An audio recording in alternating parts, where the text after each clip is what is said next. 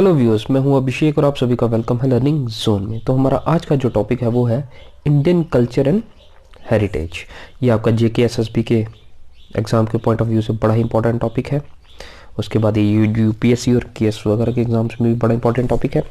तो चलिए स्टार्ट करते हैं इंडियन कल्चर एंड हेरिटेज। तो स्टार्ट करने से पहले I just want to request you all, अगर आप इस चैनल पर नए हैं और आपने इस वीडियो को पहली बार देख रहे हैं तो प्लीज़ इस चैनल को सब्सक्राइब कर लें ताकि आपको आने वाली हर एक लेक्चर वीडियो की नोटिफिकेशन मिलती रहे। और जिन्होंने हमारी पुरानी videos about J and K reorganisation act, rivers in India and lakes in India, अगर वो वीडियोस नहीं देखी हैं तो प्लीज़ उन वीडियोस को ज़रूर देखें। उनका लिंक आपको ऊपर आई बटन में मिल जाएगा, तो प्लीज़ चेक दोज वीडियोस, उनको अच्छे से देखें, नोट्स बनाएं ताकि आप अपने एग्ज़ाम्स के लिए अच्छे से प्रिपेयर कर सकें। तो आज का हमारा टॉपिक है इंडियन कल्चर एंड हेरिटेज। तो कल्चर एंड हेरिटेज को हम लोग थोड़ा पहले स्टार्टिंग से करते हैं। हम लोग तीन चीज़ों पे बात करते हैं। पहले culture, tradition and heritage. Culture, tradition और हेरिटेज में डिफरेंस क्या है? तीनों आपस में एक जैसे हैं, थोड़ा थोड़ा सा डिफरेंस है, लेकिन डिफरेंस क्या हम उस पर बात कर लेते हैं। हम पहले देखते हैं कल्चर एंड ट्रेडिशन में डिफरेंस क्या है। तो पहले ट्रेडिशन को देखते हैं। ट्रेडिशन क्या है? Created by individuals. क्या है कि कल्चर और ट्रेडिशन के लिए हम लोग कुछ एग्जांपल लेते हैं, जैसे for example Hindus and Muslims,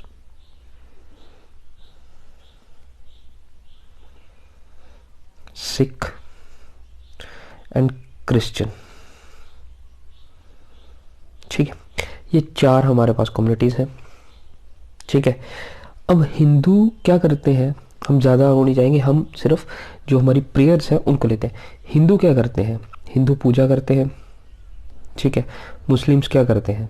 पूजा तो सभी करते हैं बेसिकली, लेकिन हमारा तरीका अलग है, मुस्लिम्स का तरीका अलग है, सिख्स का तरीका अलग है, क्रिश्चियंस का वे अलग है, सभी का वे ऑफ प्रेयर अलग अलग है। ठीक है, तो हमारी जो प्रेयर्स हैं वो भी सभी के अलग अलग हैं। तो हिंदूज़ की जो प्रेयर्स हैं वो अपने बच्चों को वही सिखाते हैं। अब हिंदुओं की जो हर एक जनरेशन है वही सेम प्रे करती है, मुस्लिम्स की जो जनरेशन्स है वही सेम प्रेयर्स प्रे करती हैं, सिख्स कुर्बानी करते हैं, क्रिश्चियंस अपनी अलग प्रेयर्स करते हैं।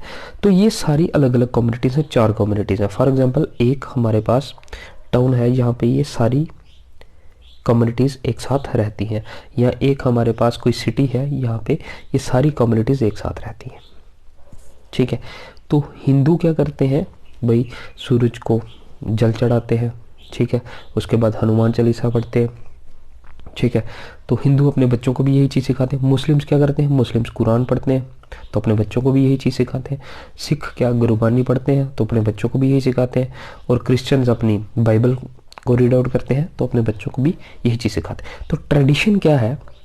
जो फॉलो होता है बार बार, ट्रेडिशन फॉलो किया जा रहा है। जैसे हिंदू कहते हैं कि अपने बच्चों को भाई गीता पढ़ो, तो वो ट्रेडिशन फॉलो हो रहा है पिछले कई सालों से, आगे 1000 सालों तक भी फॉलो होता रहेगा। ठीक है, मुस्लिम्स अपने बच्चों को कहते हैं भाई कुरान पढ़िए, तो वो ट्रेडिशन पिछले 1000 साल से भी चल रहा, आगे भी चलता रहेगा। तो वैसे ही tradition is created by individual, कुछ ग्रुप ऑफ इंडिविजुअल से वो क्रिएट किया जाता है और उसको फॉलो किया जाता है। ठीक है, ये है created by group of people. ये कुछ स्मॉल नंबर ऑफ पीपल होते हैं, ये कुछ लार्ज नंबर ऑफ पीपल होते हैं। ठीक है, उसके बाद पहले हम इसको डिफरेंस देते हैं, उसके बाद हम रिलीजन वाली बात पे आएंगे। Passed from one generation to another, tradition जो है एक जनरेशन से दूसरी जनरेशन में पास होता है। About ideas, custom, social behaviour. Culture क्या है? उन लोगों के आइडियाज़ क्या है, उन लोगों का कस्टम क्या है, उन लोगों का सोशल बिहेवियर क्या है, that is your culture. I hope आपको थोड़ा सा डिफरेंस समझ आया होगा। अब हम बात करते हैं रिलीजन के विषय। तो रिलीजन का आपको समझ आया, ये ट्रेडिशन है हिंदूज़ का, ये ट्रेडिशन है भाई मुस्लिम्स का। तो जो वो पास होता है एक जनरेशन से दूसरी जनरेशन पे। अब आ गया कल्चर। अब हिंदू, मुस्लिम, सिख एंड क्रिश्चियन सभी एक सिटी में रहते हैं। अब इनका कल्चर क्या है? कल्चर इनका भाई यूनिटी है, ये सब मिलके रहते हैं। ठीक है, समझ आ गया? ये सब सोशल हैं भाई, ये लोगों की मदद करते हैं। तो कल्चर जो होता है वो एक जगह के लोगों को लेकर डिफाइन किया जाता है, वहाँ पे कास्ट में नहीं जाते। वहाँ पे जितने सारे लोग हैं उनको सभी को जो चीज़ डिफाइन करती है that is your culture. For example हम लोग रशिया को ले लेते हैं, ठीक है। रशिया में क्या है, अलग अलग कम्युनिटीज़ होंगी, ठीक है। वहाँ पे एक कल्चर है कि वहाँ पे जो यंग वंस हैं, छोटे बच्चे हैं घर के, उनको वो नाइट पार्टीज़ में नहीं लेके जाते। जैसे हमारे यहाँ पे शादी होती है तो बच्चों को लेके जाते, वहाँ पे वो लोग अपने बच्चों को लेके नहीं जाते। तो वो रशिया का कल्चर है, ठीक है। वो रशिया के जितने भी लोग हैं उन सभी का ये कल्चर है कि वो अपने बच्चों को वहाँ पे लेके नहीं जाते, दैट इज़ ये उनका कल्चर है। अब ट्रेडिशन उनकी जो अपने अपने रिलीजन हो गए, उनमें जो अपना पर्सनल व्यू होगा वो that is your tradition. Clear है। जैसे हमारा इंडिया में क्या है, हिंदूज का अलग, मुस्लिम्स का अलग, सिख का अलग, क्रिश्चियन का अलग, लेकिन हमारा कल्चर क्या है, वी आर इंडियंस। हम लोग नेशनलिस्ट हैं, हम लोग अपने देश के लिए जान दे सकते हैं। अब देखते हैं इंडियन आर्मी में हिंदू भी भर्ती होता है, मुस्लिम भी होता है, सिख भी होता है, क्रिश्चियन भी होता है। तो ये हमारा कल्चर बन जाता है कि हम देश के लिए कितने ज़्यादा डेडिकेटेड हैं, ठीक है। That is difference between culture and heritage. एक बार रिपीट करते हैं, कल्चर क्या है, एक जनरेशन से दूसरी जनरेशन में पास होता है। जैसे हिंदूज अपने में पास ऑन करते हैं, मुस्लिम्स अपने में पास ऑन करते हैं, सिख अपने में कल्चर में पास ऑन करते हैं, क्रिश्चियन अपने में। That is your tradition. Culture क्या है, जो हम लोग सारे, फॉर एग्जांपल एक और एग्जांपल देता हूँ कि कुछ स्टेट्स हैं, ठीक है, जहाँ पे क्या किया जाता है भाई, यहाँ कोई हमारा एक बिजनेस है या वहाँ की एक कोई चीज़ खासियत है, जैसे कि कहा जाता है कि वहाँ पे वहाँ की ऊन अच्छी होती है। फॉर एग्जांपल वूल किसी स्टेट की बहुत अच्छी है, जैसे लेह में है, लेह की वूल बड़ी अच्छी, पश्मीना जो बनता है, ठीक है। तो वहाँ पे जो कोट है वो कोई भी कम्युनिटी पाली, वहाँ पे जो वूल आती है वो किसी ट्रेडिशन को, वो किसी एक कास्ट को लेके तो नहीं आती। वहाँ जो जो सोशल एक गैदरिंग है वो सभी लोग वही काम करते हैं, उनके वहाँ पे वूल होती है। और वो कोई भी कम्युनिटी अगर उसको ग्रो करती है वहाँ की, तो उनमें सेम ही वूल आती है, ठीक है। तो दैट इज़, ये वहाँ का कल्चर है कि वहाँ की वूल बड़ी अच्छी होती है, वहाँ का कल्चर है, ठीक है। उसके बाद आ गया हमारे पास हेरिटेज। अब हेरिटेज क्या है, forms of culture which is inherited to present and preserved for future generation। Heritage क्या है कि कल्चर समझ आ गया जो हमारी यहाँ पे, अब जैसे हमने कहा कि हमारा एक सिटी में हिंदू, मुस्लिम, सिख, ईसाई सारे रहते हैं। अब इन सभी का कल्चर क्या है कि हमारे में यूनिटी है। अब हेरिटेज क्या है कि ये यूनिटी आगे फ्यूचर जनरेशन को भी हम सिखा के जा रहे हैं कि हिंदू, मुस्लिम, सिख एंड क्रिश्चियन को सभी को मिलके रहना है। समझ आ रही बात। दैट इज़ योर हेरिटेज, कि जो पास्ट में है, प्रेजेंट में भी है आप सभी लोगों में, और हम फ्यूचर जनरेशन्स को भी देके जा रहे हैं ये चीज़, ठीक है। उसके बाद आ गया हमारे पास, अब हेरिटेज हमने किया, अब Indian heritage and Indian culture की बात करेंगे। Indian heritage and Indian culture की बात करेंगे, मतलब कि इंडिया की कौन कौन सी ऐसी चीज़ें हैं, कौन कौन सी ऐसी इंसिडेंट्स हैं इंडिया में, या कुछ स्पेशलिटीज़ हैं, ठीक है, स्पेशलिटीज जो एक पास्ट से चलती आ रही हैं, ठीक है, अभी प्रेजेंट में भी है और आगे फ्यूचर में भी होंगी इंडिया में, ठीक है। तो वो हमारा कल्चर भी है इंडिया का, और वहाँ पे वो अब हेरिटेज भी, हेरिटेज की तरह से ही अभी ये है कि हम लोग फ्यूचर जनरेशन्स को भी वो चीज़ें सिखाकर।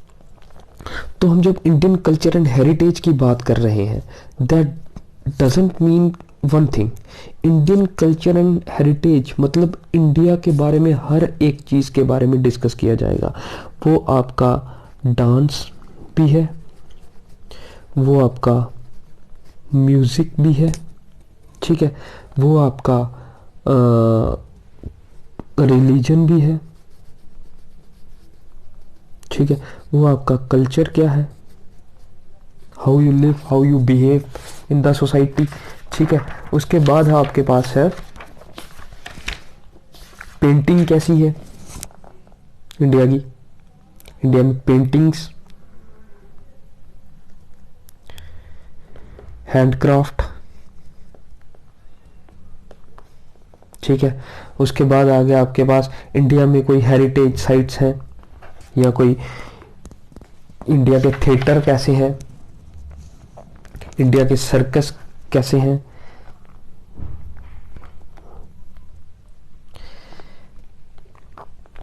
ये सारा कुछ आता है किसमें, इंडियन कल्चर एंड हेरिटेज में। किसमें आता है, Indian culture and heritage, Indian culture and heritage. तो ये एक छोटा सा टॉपिक नहीं है, ये एक बहुत ही वास्ट टॉपिक है। हम लोग इसको वन बाय वन डिस्कस करेंगे। हम जो आज बात करने जा रहे हैं हमारा वो है हैंडीक्राफ्ट। ठीक है, इसके बाद वन बाय वन हम बाकी सारे टॉपिक्स पे भी डिस्कस करेंगे। ठीक है, तो चलिए स्टार्ट करते हैं। लेकिन मैं आपको दोबारा रिपीट कर देता हूँ कि Indian art and craft is, Indian culture and heritage is not just small topic, ये बहुत ही वास्ट टॉपिक है। इसमें इंडिया में जो जो चीज़ें हैं, जो चीज़ अलग है लोगों से, बाकी दुनिया से, उसके बारे में डिस्कस करेंगे। क्योंकि हर एक, हम देखते हैं इंडिया में 4 किलोमीटर के बाद हमारी लैंग्वेज में चेंज आ जाती है। ठीक है, 4-5 किलोमीटर। तो यहाँ पे इंडिया में बहुत सारी चीज़ें हैं, बहुत सारी स्टेट्स में अलग अलग चीज़ें हैं जो एक ही चीज़ को डिफरेंट फॉर्म्स में करते हैं। ठीक है, जैसे डांस है तो JNK में अलग है, पंजाब में अलग है, आगे साउथ साइड में अलग है, तो अलग अलग डांस फॉर्म्स हैं। तो इस तरह से बहुत सारी चीज़ें हैं। डांस पे भी डिस्कशन करेंगे हम लोग, म्यूज़िक पे भी डिस्कशन करेंगे हम लोग, थिएटर्स पे भी डिस्कशन करेंगे, लैंग्वेजेस पे भी डिस्कशन करेंगे, सब किसी पे डिस्कशन करेंगे। तो थोड़ा सा पेशेंस रखना है और वीडियोज़ को पूरा देखना है और अच्छे से नोट्स बनाने हैं। तो चलिए स्टार्ट करते हैं। तो फर्स्ट हमारे पास एक कंडीशन आती है ग्लासवेयर, इंडियन। अब यहाँ पे एक हैंडीक्राफ्ट आ गया, इंडियन हैंडीक्राफ्ट। पहले ग्लासवेयर से पहले हम हैंडीक्राफ्ट की बात कर लेते हैं। तो हैंडीक्राफ्ट क्या है, जो material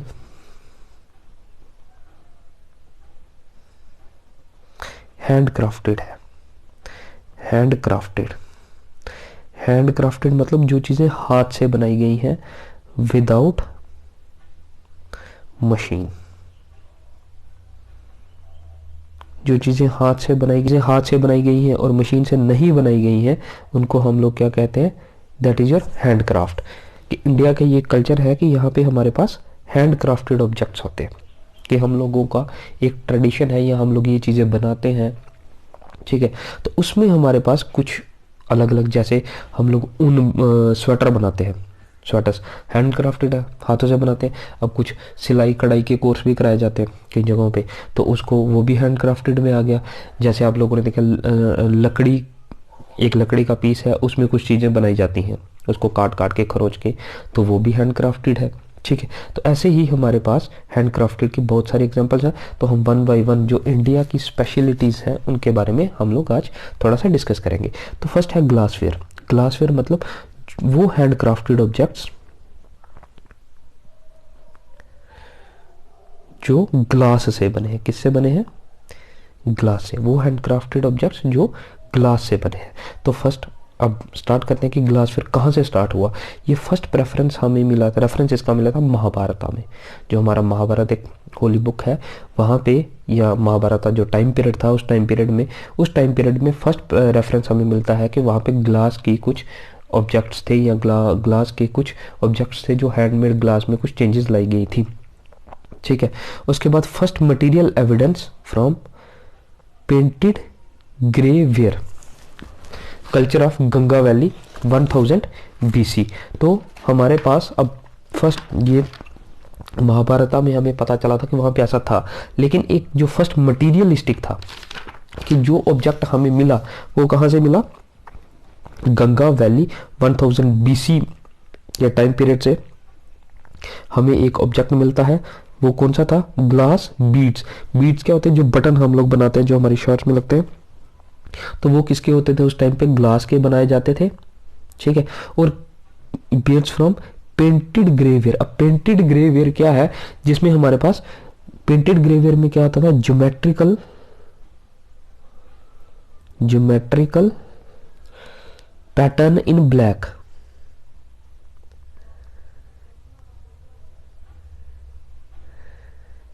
geometrical pattern in black.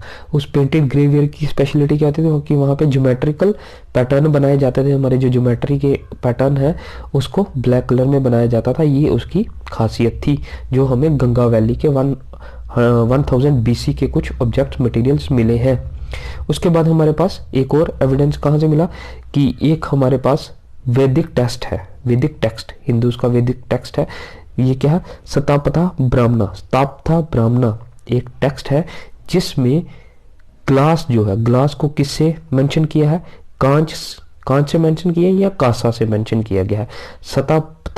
शतापथा ब्राह्मणा एक वैदिक टेक्स्ट है जिसमें ग्लास को किसके साथ मेंशन किया है, कांच के साथ या कांसा के साथ मेंशन किया गया है। ठीक है, उसके बाद हमारे पास आ जाता है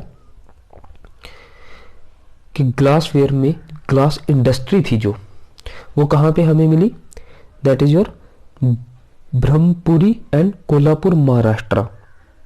ठीक है, ये ग्लास इंडस्ट्री उस टाइम पे थी ब्रह्मपुरी और Kolhapur Maharashtra and produce specialised glass ware called lenticular beads. वहां पे कौन से लेंटिकुलर बीड्स के मतलब लेंस की तरह के वो बीड्स, जो बटन थे वो आपने लेंस देखे होंगे इस तरह के थे, आपने साइंस में 9th 10th में किए, तो लेंस की शेप के बीड्स बटन्स बनाए जाते थे इन 2 BC to 2 AD की बात के टाइम की बात है ये। ठीक है, कि वहां पे क्या बनाए जाते थे, लेंटिकुलर बीड्स बनाए जाते थे, कहाँ पे, महाराष्ट्र में, और कौन सी 2 पर्टिकुलर स्पॉट्स हैं, ब्रह्मपुरी एंड कोल्हापुर में। उसके बाद हमारे पास एक संस्कृत टेक्स्ट है व्यासा योगा चित्रा, ये पूरा एक ही वर्ड है लेकिन उसको अगर रीड आउट करने में प्रॉब्लम हो तो मैंने यहाँ पे बीच में लाइन लगा दी ताकि आपको 3 अलग पार्ट्स में डिवाइड कर दिया ताकि आप उसको इजिली रीड आउट कर सको। क्या है व्यासा योगा चित्रा। ठीक है, यहाँ पे रेफरेंस दिया गया है किसका, स्पेक्टेकल्स का। एक संस्कृत टेक्स्ट है ये हमारे पास व्यासा योगा चित्रा, जिसमें किसका रेफरेंस है, स्पेक्टेकल्स, जो हमारे चश्मे होते हैं इनका रेफरेंस वहां पे दिया गया कि उस टाइम पे भी क्या होते थे, स्पेक्टेकल्स होते थे। ठीक है, उसके बाद ग्लासवेयर, तो मतलब हमारी जो ग्लासवेयर इंडस्ट्री है ये अभी की नहीं है, ये कब की है, 1000 BC के टाइम से चली आ रही है। ठीक है, अब हमारे पास एट प्रेजेंट भी हमारे पास ग्लासवेयर इंडस्ट्रीज बहुत सारी। अब साउथ इंडिया की बात करते हैं, साउथ इंडिया में एविडेंस हमें कहां से मिले, मास की, एक कैथोलिटिक साइट डेक्कन, आंध्र प्रदेश से हमें ये इसके एविडेंसेस मिले हैं ग्लासवेयर के। ठीक है, जो ग्लासवेयर मतलब हैंडीक्राफ्ट ऑब्जेक्ट्स ऑफ ग्लास, जो ऑब्जेक्ट्स ग्लास के बने हैं लेकिन उन पे नकाशी किसके साथ की गई है, हाथ के साथ। अदर साइट्स, एक है हमारे पास अहर राजस्थान, हस्तिनापुर, अहिष्त्रा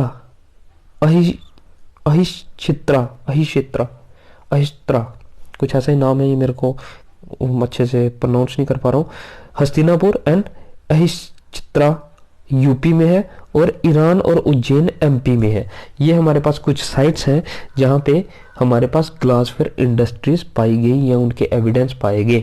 ठीक है, उसके बाद हमारे पास ग्लासवेयर की कुछ और एग्जांपल्स भी हैं। जब ये तो आ गया हमारे पास ओल्ड पीरियड, उसके बाद जब मेडिवल पीरियड था वहाँ पे एक बड़ी एग्जांपल हमारे पास सामने आई थी, दैट इज मुगल्स। जब मुगल आए थे इंडिया में उन्होंने ग्लासवेयर आर्ट की एक बड़ी अच्छी एग्जांपल बनाई थी, दैट इज शीश महल।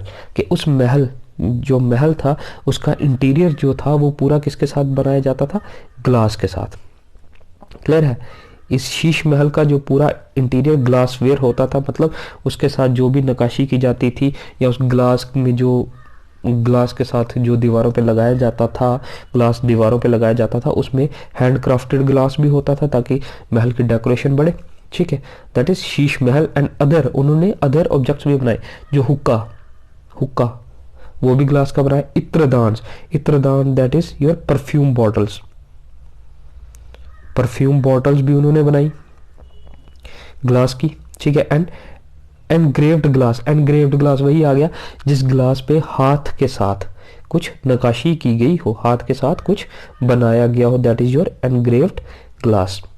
उसके बाद आ गया प्रेजेंट ग्लास इंडस्ट्री। अब इंडिया में प्रेजेंट आज के टाइम पे ग्लास इंडस्ट्री कहाँ कहाँ है और उसकी कुछ एग्जांपल्स। एक हमारे यहाँ पे सबसे जो फेमस है वो है ग्लास बैंगल्स, कांच की चूड़ियाँ जिसको हम कहते हैं, दैट इज फ्रॉम, ये आ गया चुरिका जोदास, चुरिका जोदास फ्रॉम हैदराबाद, हैदराबाद में बनाई जाती हैं। उसके बाद पंचकोरा, पंचकोरा क्या है, एक ग्लास टाइज है जो बच्चों के लिए फॉर चिल्ड्रंस बनाए जाते हैं। पंचकोरा शीशे के खिलौने बनाए जाते हैं इन उत्तर प्रदेश। और उसके बाद तिकुली ग्लास बीड्स इन वाराणसी। अब तिकुली, तिकुली क्या है, ग्लास बीड्स है, मतलब शीशे के बटन बनाए जाते हैं। और कहाँ पे बनाए जाते हैं, ये वाराणसी में बनाए जाते हैं। ठीक है, तो ये था हमारे पास क्या ग्लास फेयर। ये हमारे पास मेडिवल पीरियड भी था, प्रेजेंट भी है और ओल्ड पीरियड में भी ग्लास वेयर, जो ग्लास का हैंडक्राफ्टेड मटेरियल था वो कब कब का था, क्या क्या था, अब वो सारा हमने डिटेल में कर दिया। उसके बाद नेक्स्ट है हमारे पास हैंडक्राफ्ट ऑन क्लॉथ, कपड़ों पे जो हैंडक्राफ्ट किया जाता है। ठीक है, तो इसकी बहुत सारी एग्जांपल्स हम लोगों ने खुद भी देखी होंगी। हम लोग स्वेटर्स बनाते हैं जो हमारी मदर्स बनाती है घर पे, हमारी ग्रैंड मदर्स भी बनाती हैं। ठीक है, स्वेटर्स तो वो भी नीडल्स के साथ बनाया जाता है, that is also an example of handcraft. ठीक है, तो अब देखते हैं हम यहाँ पे कौन कौन सी हमारे पास एग्जांपल्स हैं हैंडक्राफ्ट की फ्रॉम एंशिएंट टू प्रेजेंट। तो ये है बंधानी। बंधानी एक हैंडक्राफ्टेड प्रोसेस है जिसमें क्या है, टाई एंड डाई। टाई मतलब गांठें लगाएं और फिर उसको डाई करें। कि हमारे पास एक क्लॉथ है जिसपे वो उसके साथ धागे के साथ कुछ टाई करते हैं। ठीक है, प्लेन क्लॉथ होता है, फिर उस पूरे क्लॉथ को डाई किया जाता है। ठीक है, ancient technique even presently used in Rajasthan and Gujarat. Bandhani, इसको टाई एंड डाई के नाम से भी फेमस है ये। अब इसको यूट्यूब पे सर्च करना तो आपको ये ज़रूर मिलेगा, बंधानी टाई एंड डाई, बड़ा फेमस है ये। आपके घर में भी करते हैं, जैसे फीमेल्स चुन्नी लेते हैं तो उसको पहले बाउंड्रीज करवाते हैं, फिर उसके बाद टाई भी करवाते हैं। ठीक है, डाई भी करवाते हैं। ठीक है, तो सिंपल सी एग्जांपल है। उसके बाद हमारे पास लहारिया। लहारिया क्या है, ripples and wave pattern. Ripples and ripples क्या है कि आपके पास ये पूरा कपड़ा है, यहाँ पे इस तरह की, ये रिपल्स की एग्जांपल है, उस रिपल्स पे इस तरह से कढ़ाई की जाएगी। ठीक है, और वेव्स क्या है, वेव्स भी इसी तरह से है, लेकिन वेव्स और इसमें थोड़ा सा डिफरेंस है। वेव्स आएंगी पूरी पे, पूरा जो क्लॉथ होगा उस पे इस तरह की वेव्स होंगी, और रिपल्स जैसे छोटे छोटे वेव्स के पैटर्न होंगे। ठीक है, that is ripples and waves pattern. और ये कहाँ पे फेमस है, ये है जयपुर एंड जोधपुर में। लहारिया की एग्जांपल आपको, लहारिया हैंडीक्राफ्ट ऑन क्लॉथ्स, इसकी एग्जांपल आपको कहाँ पे मिलेगी, सबसे फेमस कहाँ पे है, जयपुर एंड जोधपुर में। ठीक है, उसके बाद आ गया हमारे पास इकात। इकात क्या है, रेजिस्ट डाइंग, डाई की जाती है। रेजिस्ट मतलब यहाँ पे है कि thread is died before woven, जैसे यहाँ पे है ना कि पहले उसको टाई किया जाता है उसके बाद डाई किया जाता है। ठीक है, लेकिन यहाँ पर क्या है कि थ्रेड को पहले डाई किया जाता है उसके बाद बुना जाता है, वूवन बाद में उसको बुना जाता है। ठीक है, जैसे स्वेटर्स हैं तो पहले वो जो धागा होता है वो अलग अलग कलर का लेते हो, मतलब उस पूरे थ्रेड को पहले क्या किया जाता है, डाई किया जाता है, और उसके बाद आप लोग उसको स्वेटर बनाते हो। और ये फेमस कहाँ पे है, उड़ीसा एंड आंध्र प्रदेश।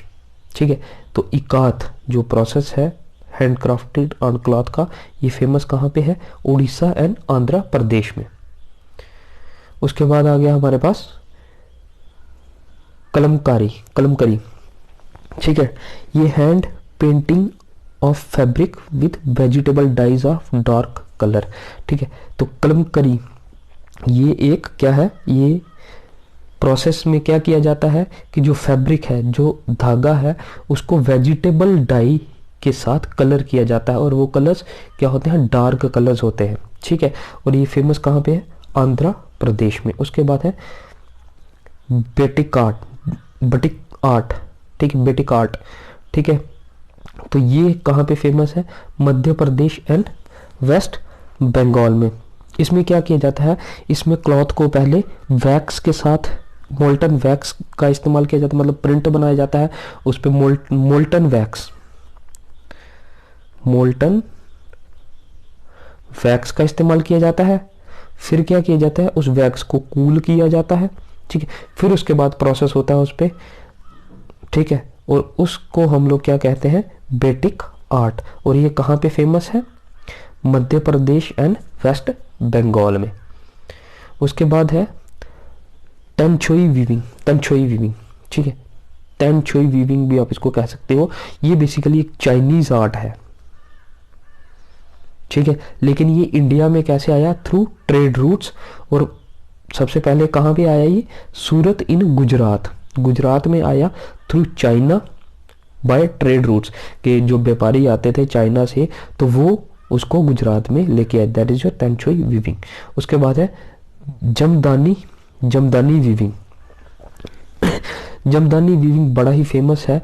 ये आपके पास कहाँ पे, यहाँ पे जो बनता है इसका प्रोडक्ट वो ओपेक पैटर्न होता है, मतलब उसके आर पार आप नहीं देख सकते, और जिस पे बनाया जाता है that is your transparent background, ठीक है। इसकी फेमस एग्जांपल्स हैं फुलकारी एंड झालर।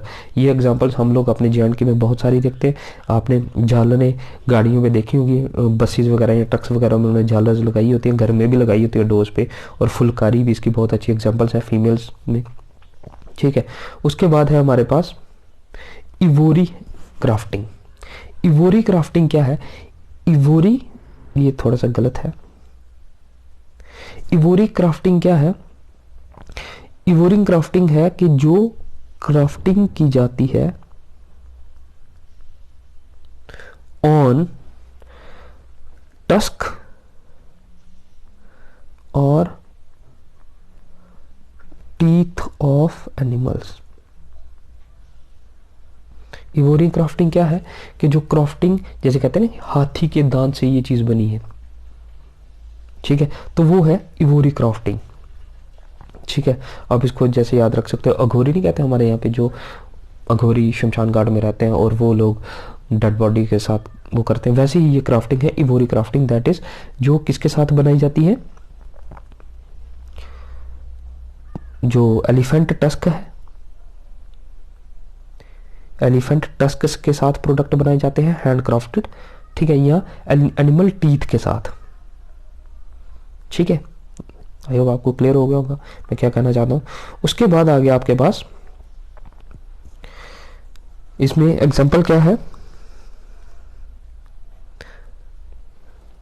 दांता। इसको क्या कहा जाता है, इवोरी क्राफ्टिंग को दांता से भी कहा जाता है, इसका नाम लिया जाता है that is signifier of elephant tusk. Elephant के दांतों से बनाया जाता है, इसके लिए इसको दांता भी कहा जाता है।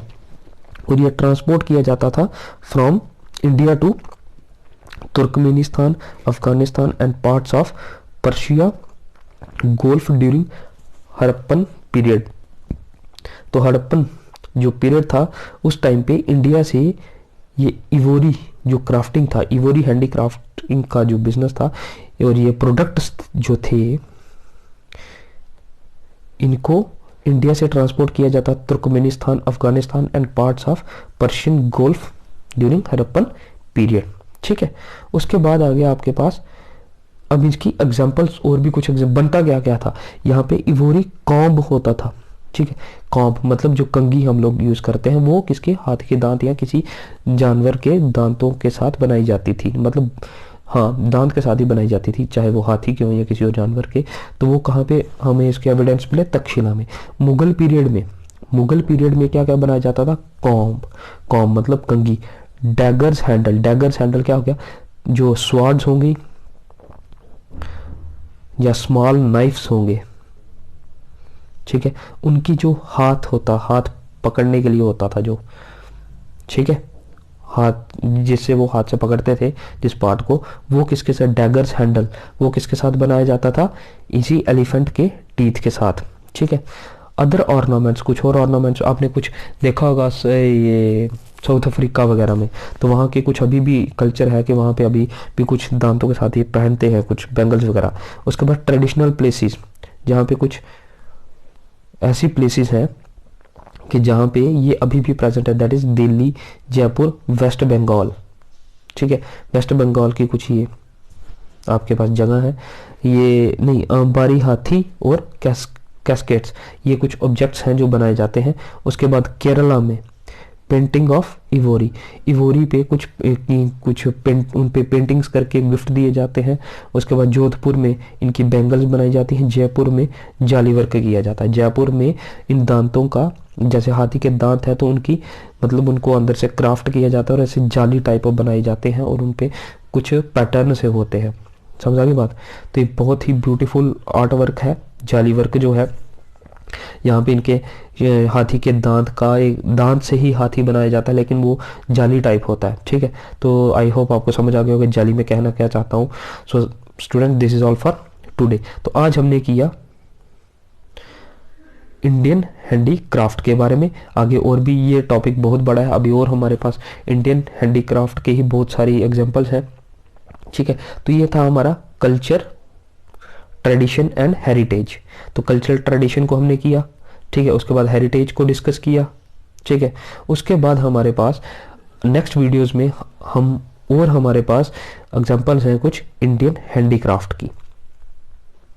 ठीक है, तो ये टॉपिक 2 या 3 वीडियो में कवर होगा, थोड़ा लेंथी है तो मैं कोशिश करूंगा इसको कि जल्दी से जल्दी कंप्लीट करूं। So this is all for today. ठीक है, और जिन्होंने अभी तक चैनल को सब्सक्राइब नहीं किया है प्लीज़ चैनल को सब्सक्राइब कर लें। एंड आई होप आपको जो भी हमने डिस्कस किया वो अच्छे से समझ आ गया होगा। तो अभी तक आपने अगर चैनल को सब्सक्राइब नहीं किया तो प्लीज़ चैनल को सब्सक्राइब कर लें। और अगर आपको वीडियो अच्छी लगी और ये कुछ उसमें कंटेंट अच्छा है, आपको समझ आ रही है, तो प्लीज़ लाइक भी करें और कमेंट करें ताकि हमें इंस्पिरेशन मिले और हम आपसे अच्छे से इंटरेक्ट कर सकें। So student, this is all for today.